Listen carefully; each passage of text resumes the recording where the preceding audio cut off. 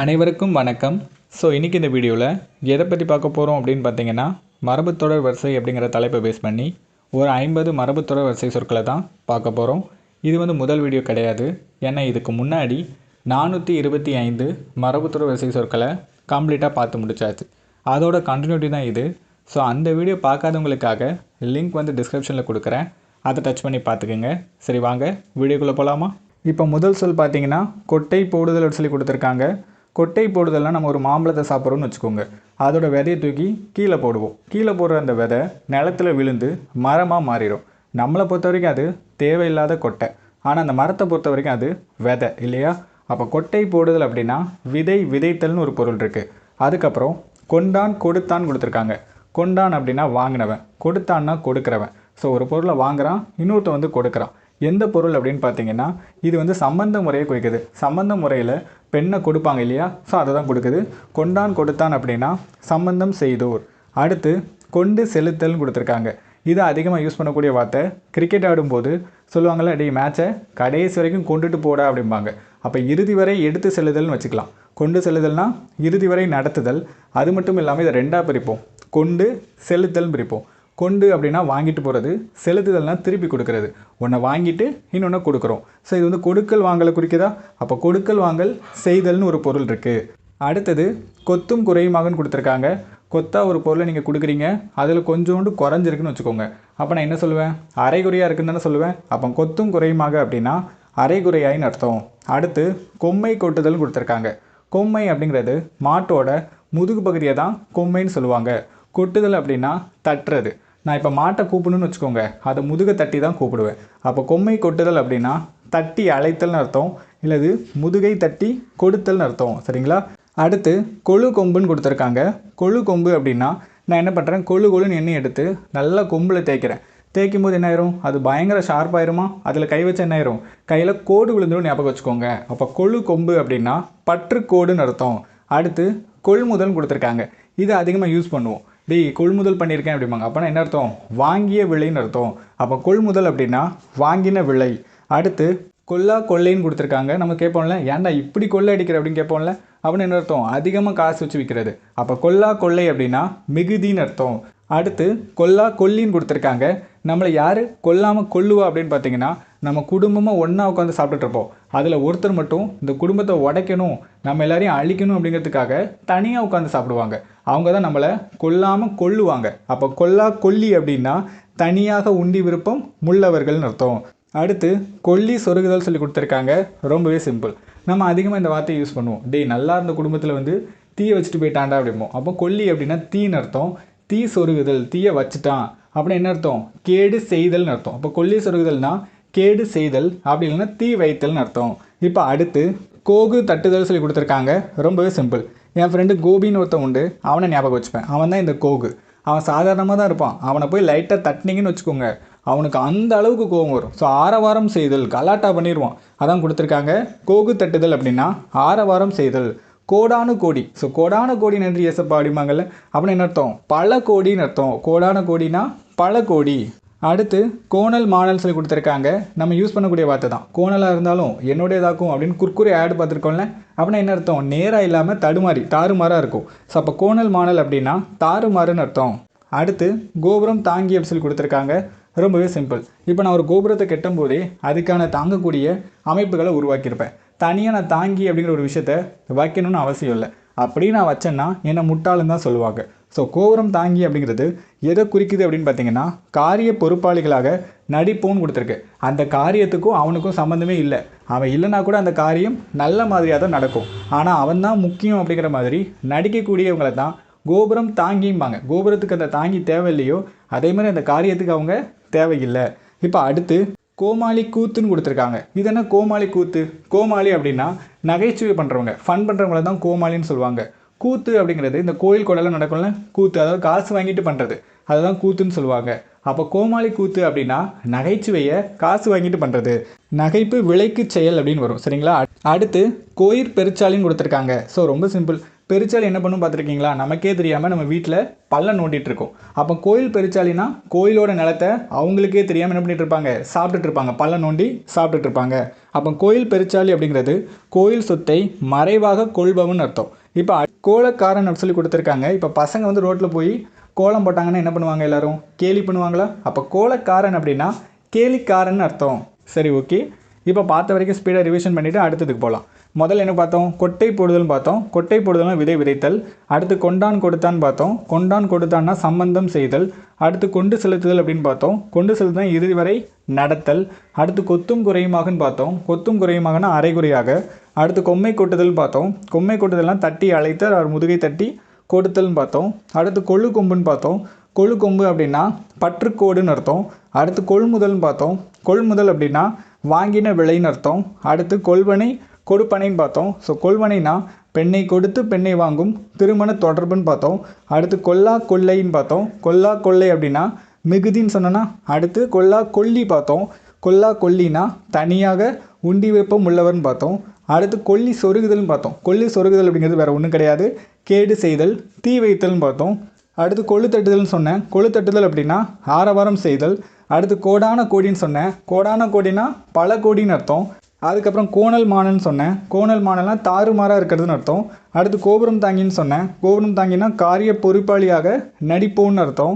அடுத்து கோமாளி கூத்துன்னு சொன்னேன். கோமாளி கூத்துனா நகைப்பு விலைக்கு செயல்னு சொன்னேன். அடுத்து கோயில் பெருச்சாளின்னு பார்த்தோம். கோயில் பெருச்சாளி அப்படிங்கிறது கோயில் சொத்தை மறைவாக கொள்பவன் அர்த்தம்.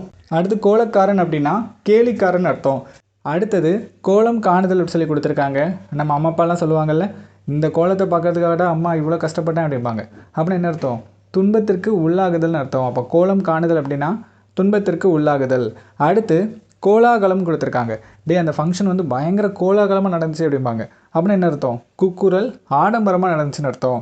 அடுத்து கெவுளி கட்டாயம் சொல்லுதல்னு கொடுத்துருக்காங்க. ரொம்ப சிம்பிள். நம்ம வீடுகள்லாம் யூஸ் பண்ணுவாங்கள்ல, கெவுளி கத்துதுரா, அப்போ கண்டிப்பாக நல்லதே நடக்கும்பாங்க. அப்போ கெவுளி அப்படிங்கிறது குறி சொல்கிறத குறிக்குது. அப்போ குறி சொன்னால் கட்டாயமாக நடக்கும் அப்படிங்கிறாங்க. ஸோ இதுக்கான பொருள் பாருங்கள், குறி சொல்லி ஏமாற்றுதல்னு அர்த்தம். கண்டிப்பாக நடக்குதுன்னா ஏமாத்துறாங்கன்னு அர்த்தம். இப்போ அடுத்து சகட்டடியாகன்னு கொடுத்துருக்காங்க. இது அதிகமாக யூஸ் பண்ணுவோம். சகடமேனிக்கு அவனை வச்சு வாங்கிட்டேன்டா அப்படிம்பாங்க. அப்படின்னா என்ன அர்த்தம்? சகட்டடியாக அப்படின்னா மொத்தமான அர்த்தம். மொத்தமாக அவனை அடித்து நொறுக்கிட்டேன்னு அர்த்தம். சரிங்களா? அடுத்து சக்கரம் சுற்றுதல் சொல்லி கொடுத்துருக்காங்க. இது வந்து விஜயண்ணா டைலாக் தான். என்ன சொல்லுவாங்க? வாழ்க்கைங்கிறது ஒரு சக்கரம் மாதிரிடா, இப்போ ஜெயிக்கிறவன் ஒரு நாள் தோப்பான், தோக்குறவன் கண்டிப்பாக ஜெயிப்பான் பாருல. அதே மாதிரி தான் சக்கரம் சுற்றுதல் அப்படின்னா, இப்போ பெருசாக சந்தோஷமாக இருந்தால் கண்டிப்பாக ஒரு நாள் பெருசாக துன்பப்படுவோம். அப்போ பெரிதும் துன்புறுத்துதல் அப்படின்னு அர்த்தம். அடுத்து சக்கை வாங்குதல்னு அர்த்தம். நம்ம சொல்லுவோம்ல, மச்சான் அவன் வசமாக மாட்டினான்டா, வாங்குன்னு வாங்கிட்டான்டா அப்படிமா. அப்படின்னா என்ன அர்த்தம்? அவனை கோவத்தில் என்னென்ன பேச முடியுமோ பேசிட்டான்னு அர்த்தம். அப்போ சக்கை வாங்குதல் அப்படின்னா மிக கடிந்து பேசுதல்னு அர்த்தம். அடுத்து சடை வாறுதல்னு கொடுத்துருக்காங்க. சடைவாக இருந்துச்சுடா அப்படியே படுத்துட்டேன் அப்படிம்பாங்க. அப்படின்னு என்ன அர்த்தம்? சடை வாறுதல் அப்படின்னா இலை பாறுதல்னு அர்த்தம். சடை வாறுதல்னா இலை பாறுதல். அடுத்து சடை விழுதல்னு கொடுத்துருக்காங்க. சடை அப்படின்னா முடியை குறிக்கும். முடி கீழே விழுதுன்னு வச்சுக்கோங்க, யூஸ் பண்ண முடியுமா? யூஸ் பண்ண முடியாது. அப்போ சடை விழுதல் அப்படின்னா பயன்படாது போதல்னு அர்த்தம். அடுத்து சட்டத்திட்டம் கொடுத்துருக்காங்க. சொல்லுவாங்கள்ல, சட்டத்திட்டம்லாம் சரியில்லைடா அப்படிம்பாங்க. அப்போ என்ன அர்த்தம்? சட்ட ஒழுங்கு சரியில்லைன்னு அர்த்தமா? அப்போ சட்டத்திட்டம் அப்படின்னா சட்ட ஒழுங்குன்னு அர்த்தம். அடுத்து சட்டை பண்ணுதல்னு கொடுத்துருக்காங்க. சட்டைங்கிறது ஒரு பொருளை தானே குறிக்குது, அதை வச்சு ஞாபகம் வச்சுக்கணும். சட்டை பண்ணுதல் அப்படின்னா பொருள் படுத்துதல் ஞாபகம் வச்சுக்கணும். அடுத்து சண்டை பிடித்தல்னு கொடுத்துருக்காங்க. அவங்க கூட சண்டை பிடிச்சண்டா அப்படிம்பாங்க. அப்போ என்ன அர்த்தம்? கடிந்து கூடுதல். ரெண்டு பேரும் மாற்றி கடிந்து பேசிக்கிறது. அப்போ சண்டை பிடித்தல்னா கடிந்து கூடுதல். அடுத்து சதசதப்புன்னு கொடுத்துருக்காங்க. வீடே ஒரே சதசதன்னு கிடக்கடா, என்னென்னு பாரு அப்படிம்பாங்க. அப்படின்னா என்ன அர்த்தம்? ஈரமாக இருக்குன்னு அர்த்தம். அப்போ சதசதப்பு அப்படின்னா ஈரப்பற்றுன்னு அர்த்தம். அடுத்தது சந்தியில் இழுத்தல்னு கொடுத்துருக்காங்க. இது நார்மலாக யூஸ் பண்ணுவாங்க. சந்தியில் இழுத்து மானத்தை வாங்கிடுவோண்டா அப்படிம்பாங்க. அப்படின்னா என்ன அர்த்தம்? பழிப்பிற்கிடமாக்குதல். சந்தியில் இழுத்தல்னா பழிப்பிற்கிடமாக்குதல். அடுத்து சந்தியில் நிற்றல். ஸோ யாருமே இல்லாமல் நான் நடு ரோட்டில் நின்றுடா அப்படிமா. அப்படின்னா என்ன அர்த்தம்? ஆதரவின்றி நிற்றல். அப்போ சந்தியில் நிற்றல்னா ஆதரவின்றி நிற்றல். அடுத்து சந்து சொல்லுதல்னு கொடுத்துருக்காங்க. இந்த மாதிரி அரசர்கள்லாம் என்ன பண்ணுவாங்கன்னா தூதர்களை வெளியூருக்கு அனுப்புவாங்க. அங்கே தூது வாங்கிட்டு மறுபடியும் திரும்பி வரும்போது என்ன பண்ணுவாங்கன்னா, அரசவையில் முன்னாடி அவங்கள விசாரிக்க மாட்டாங்க, யாருக்கும் தெரியாமல் ரகசியமாக தான் விசாரிப்பாங்க. ரகசியமாக ஒரு சந்துக்குள்ளே போய் விசாரிப்பாங்க. அப்போது சந்து சொல்லுதல் அப்படின்னா தூதராகி செய்தி அறிவித்தல்னு அர்த்தம். அடுத்தது சந்து பொந்துன்னு கொடுத்துருக்காங்க. நம்ம வீடுகளில் யூஸ் பண்ணுவோம்ல, சந்து பொந்து மூளை முடுக்கு எல்லா இடத்துலையும் கரெக்டாக வெளியே அடிச்சிருங்கடா அப்படிம்பாங்க. அப்படின்னா என்ன அர்த்தம்? சந்து பொந்து அப்படின்னா மூளை முடுக்குன்னு அர்த்தம். அடுத்து சப்பை கட்டு கட்டுதல்னு கொடுத்துருக்காங்க. பெரிய தப்பு பண்ணிடுவான், நம்மக்கிட்ட வந்து சப்பை கட்டு கட்டுவான் சொல்லுவோம்ல, அப்போ அவன் தப்பே பண்ணலங்கிற மாதிரி பேசுறது. அப்போ சப்பை கட்டு கட்டுதல் அப்படின்னா குற்றம் குறைகளை தாங்கி பேசுறது, நான் தப்பு பண்ணலங்கிற மாதிரி பேசுறது. சரி, ஓகே. இப்போ வரைக்கும் பார்த்து ஸ்பீடை ரிவைஸ் பண்ணி பார்க்கலாமா? கோலம் காணுதல் அப்படின்னா துன்பத்திற்கு உள்ளாக்குதல். கோலாகலம் அப்படின்னா குக்குரல் ஆடம்பரம். கோலாகலம் பண்ணுதல் அப்படிங்கன்னா ஒழுங்கினமாக நடத்தல். கெவுளி கட்டாய செல்லுதல் அப்படின்னா குறி சொல்லி ஏமாற்றுதல். அடுத்து சகட்டடியாக அப்படின்னா மொத்தமாக. அடுத்து சக்கரம் சுற்றுதல் அப்படின்னா பெரிதும் துன்புறுதல். அடுத்து சக்கை வாங்குதல் அப்படின்னா மிக கடிந்து பேசுதல். அடுத்து சடை வாறுதல் அப்படின்னா இளைப்பாறுதல். அடுத்து சடை விழுதல் அப்படின்னா பயன்படாது போதல். அடுத்து சட்டத்திட்டம் அப்படின்னா சட்ட ஒழுங்கு. அடுத்து சட்டி எடுத்தல் அப்படின்னா இறத்தல். அடுத்து சட்டை பண்ணுதல் அப்படின்னா பொருள்படுத்துதல். அடுத்து சண்டை பிடித்தல் அப்படின்னா கடிந்து கூறுதல். அடுத்து சதசதப்பு அப்படின்னா ஈரப்பற்று. அடுத்து சந்தியில் இழுத்தல் அப்படின்னா பழிப்பிற்கிடமாக்குதல். அடுத்து சந்தியில் நிற்றல் அப்படின்னா ஆதரவின்றி இருத்தல். அடுத்து சந்து சொல்லுதல் அப்படின்னா தூதராகி செய்தி அறிவித்தல். அடுத்து சந்து புந்து அப்படின்னா மூளை முடுக்கு. அடுத்து சப்பை கட்டு கட்டுதல் அப்படின்னா குற்றம் குறைகளை தாங்கி பேசுதல்.